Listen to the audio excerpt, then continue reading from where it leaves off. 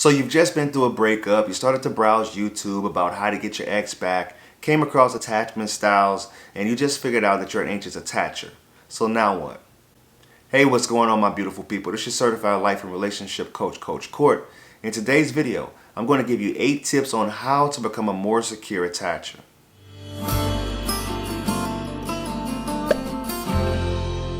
Thank you for sticking around. If this is your first time viewing me, do me a favor and subscribe to the channel by clicking that subscribe button and ringing that bell so you're notified for the newest content. But before I get into the content, if you want my help personally, reach out to me on my website and leave me an email no longer than 2 to 3 paragraphs long. Thank you. In today's video, I'm going to give you 8 tips on how to become a more secure attacher. The very first tip that I want to give you is you need to accept your style. If you're an anxious preoccupied, guess what? That's your attachment style. Let's deal with it. Let's run with it. Let's learn how to become a more secure attacher. Any type of addiction or any type of issue, it requires for you to first acknowledge that you have an issue. So when you're going through some type of addiction recovery, the very first step that you want to do is to accept it, realize, hey, this is something I need to heal, I need to change about myself.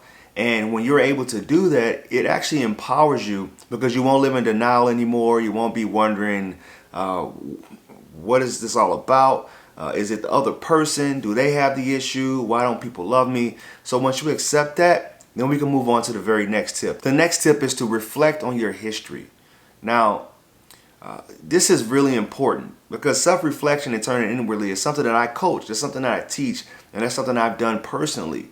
Because it's very important to understand how you got here, your childhood traumas, your traumas from the past relationships. If you don't start there, then you'll just continue to live in denial. Like I talked about in the first tip, you'll continue to live in denial and blame other people and think that, hey, that person was a narcissist or that person was a so-and-so or whatever it is you want to fill in that void. One thing that I love about being a coach is I can just take a person where they're at and get them to where they need to be. And that kind of removes me from the area of being a therapist. Now, therapists are the ones that go in, uproot the traumas, look into your history and help you identify some of those things. So if you need to do that, if part of your going back into your history is going to see a therapist or a counselor, then I would advise for you to do that. But as a coach, we're going to focus on the here and now and what we can do moving forward to get you to where you want to be. The third tip that I want to give you is to educate yourself about love addiction. What is love addiction? Love addiction is like any other addiction. Any other drug or alcohol addiction or abuse. It's the same thing, except for your drug of choice is the person that you're addicted to. You find all your fulfillment, self-worth, and sense of dignity in that person. So when they decide to leave and you no longer have that drug of choice, no other drug is going to do it for you. I'm not trying to be insensitive to the people who are actually in love addiction or drug addiction or alcohol dependency.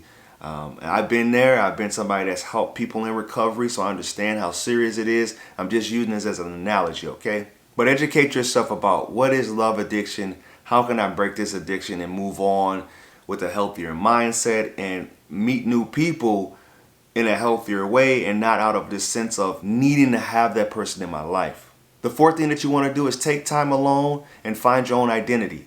When we get into relationships with somebody as an anxious preoccupied, we engulf them. We become who they are. We take on their interests, their friends, their hobbies, their family. We really intertwine our lives with them. You have to find who you are all over again. You have to redefine yourself. And that can be a very tall task because human beings, we need connection. We need to be with people. After we've done that, after we've taken the time to ourselves, discovered who we are again, became deactivated from the person that we was addicted to, then we're going to move on to the tip number 5. And the tip number 5 is to identify your triggers throughout the courtship. So when you start to date somebody else, let's say you go back to the old person. When you start to date them again, you want to be able to identify what your triggers are during courtship. All right? So triggers are things that are causing you to feel some type of anxiety and causing you to, do those old unhealthy habits all over again. And some triggers may be a person not texting you back on time, a person going ghost and not telling you good night.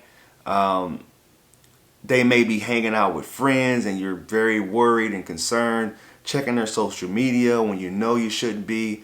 Those are all triggering things that will cause for you to almost have a relapse, if you can call it that, where you feel this deep sense of shame that you've done something that you didn't want to do. It was basically led by your anxiety. So throughout the courtship stage, what you want to do is you want to make sure that you identify what those triggers are and avoid them until you can get yourself to the point where those triggers are no longer triggers anymore. The next thing you want to do, and this is following up the courtship stage, you want to lay out your boundaries early and keep them. All right, so what that means is lay out the things that you won't tolerate in a relationship, the things that are going to make you feel as if you're not safe in a relationship. You want to lay those out. So if them texting other people of the opposite sex, and that's not something that you want in a relationship, if they're habitually late, if they're breaking promises, those are the things that you want to address and make sure that you keep those boundaries, because the instant that you let those boundaries slide, here's what's going to happen. You're going to continue to let that slide over and over again. And then, you know the saying I like to say all the time, you teach people how to treat you. They'll know how to treat you, and if it's poorly, they've only arrived to that point because you've allowed for it to happen. The 7th tip is you want to communicate your needs. As anxious attachers, it's really hard for us to communicate our needs because we don't want to come off as clingy and needy, but that's like the root of our attachment style. So even if we're trying to just fake it, we still are. And here's what's going to happen. If we don't communicate those needs, eventually we're going to blow up. We're going to explode with everything that we've always wanted to say, especially in the times where you guys are having some type of turmoil and the relationships may be on the rocks. You're having some type of disagreement about something, and that's when all those protesting behaviors are going to come out. When you feel the most unheard, when you feel the most devalued, if you want to call it that, and when you feel as if the person is about to leave you. So then that's when you start to say all these things that you always want to say, like you never do this for me, you never do that, I do this for you and you don't return that favor, I don't understand why I always feel like you don't care about me and you're 1 foot out the door. So we want to make sure that we identify those needs, understand them first, because sometimes people don't even understand what their needs are. So you need to first do some self-reflection and understand what your needs are. All right? And when you understand that, you're able to communicate that to them better. Because if you don't know what your needs are, most of the time we go into relationships and we don't understand anything about ourselves. And if you don't understand anything about yourself, you won't understand anything about anyone else. Because once you understand you understand how the rest of the world works. The last tip, which I feel is the most important tip, don't force compatibility. As anxious attachers, we hold on to people, we hold on to relationships, we stick it out a little too long. We go past, I like to call it, we go past the relationship expiration date. So don't force compatibility. Throughout the first 90 days of the relationship, I feel you should really be dating with intention. You should be asking the right questions, the powerful questions, the questions about their history, what they've been through, what happened with their exes, why they ended up breaking up. And I feel this is going to be a really good indication on who you're dealing with, because people's patterns and their history is going to determine who they are and where they're going. And once you start to sense that, hey, I'm going right back down the same rabbit hole I went down before, and I've read this book, I already know the ending, I'm not interested in the book anymore, then you can learn how to move on and kind of master the art of letting go. So if you found this video of any value, please like, comment, and share. Reach out to me on my other social media accounts, Instagram, Twitter, Facebook is I am Coach Court, TikTok is I.am.CoachCourt. Thank you guys. Now I'll talk to you soon.